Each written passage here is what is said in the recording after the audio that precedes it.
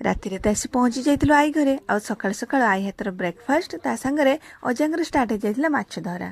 Breakfast ଖାଇ ବାହାରି ଯାଇଥିଲୁ ଗାଁ ଭିତରକୁ। ଗାଁରେ ମେଳନ ହୁଏ ଠାକୁରଙ୍କର, ସେଇଟା ଦେଖିବା ପାଇଁ, କିନ୍ତୁ ପହଞ୍ଚିଲାକୁ ଲେଟ୍ ହେଇଯାଇଥିଲା। ଠାକୁରମାନେ ମେଳନ ସାରି ଗାଁ ବୋଲି ବାହାରି ପଡ଼ିଥିଲେ। ଆଉ ଆମେମାନେ ପଳେଇ ଆସିଥିଲୁ ରଙ୍ଗ ଦୋକାନ, ଯେଉଁଠିକି ଢେର ସାରା ଅଭିର ନେଇଥିଲୁ।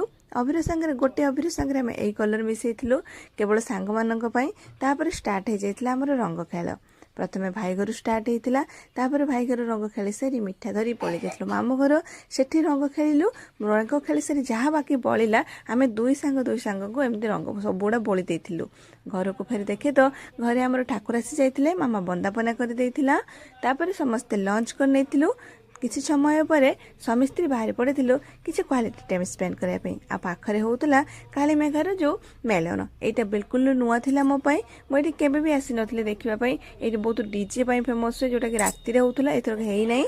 ଆଉ ଏଇଥିରେ ଗୋଟେ ନୂଆ ଜିନିଷ, ବେଶୀ କିଛି ଡେକୋରେଟ୍ ହେଇନଥିଲା ବିମାନ ଗୁଡ଼ାକ, କିନ୍ତୁ ବହୁତ ସାରା ଅଭିରରେ ପୋତି ପକାଇଥିଲେ ବିମାନ ଗୁଡ଼ାକ। ସମସ୍ତେ ଠାକୁରଙ୍କୁ ଏତେ ସାରା ଅଭିର ଦେଇଥିଲେ ଯେ ଠାକୁର କମ ଆଉ ଅଭିର ବେଶୀ ହିଁ ଦେଖାଯାଉଥିଲା। ତ ଏଇଠି କିଛି ସମୟ ଆମେ ମେଳନ ବୁଲିଥିଲୁ। ବୁଲି ସାରିଲା ପରେ ଏଠି ମେଳା ବି ବସିଥିଲା, ଯେଉଁଟାକି ଆମେ ମେଳା ପଟେ ବିଲକୁଲ ବି ଯାଇନାହୁଁ, କାହିଁକିନା ସବୁପଟେ ତ ଏଥର ମେଳା ବସିଛି। ଆଉ ସ୍ପେଶାଲି ବାରିପଦାରେ ଏତେ ମେଳା ଯେ ଆଉ ଏସବୁ ମେଳା ଦେଖିବା ପାଇଁ ଇଚ୍ଛା ହେଲାନି। ତାପରେ ପଳେଇ ଆସିଥିଲୁ ବୈତରଣୀ ନଦୀ କୂଳରେ। ସେଠି କିଛି ସମୟ ଠିଆ ହେଇଯାଇଥିଲୁ, ବୁଲିଥିଲୁ।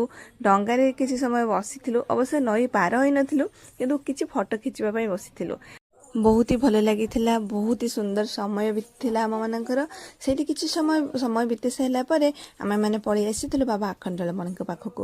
ସନ୍ଧ୍ୟା ସମୟ ହେଇଯାଇଥିଲା। ଆମେ ଦର୍ଶନ ପାଇଁ ଯାଇଥିଲୁ। ଆମେ ଠିକ୍ ଦର୍ଶନ ପାଇଁ ଯାଇଛୁ, ଆଉ ଦର୍ଶନ କରିଛୁ, ପହଡ଼ ପଡ଼ିଗଲା।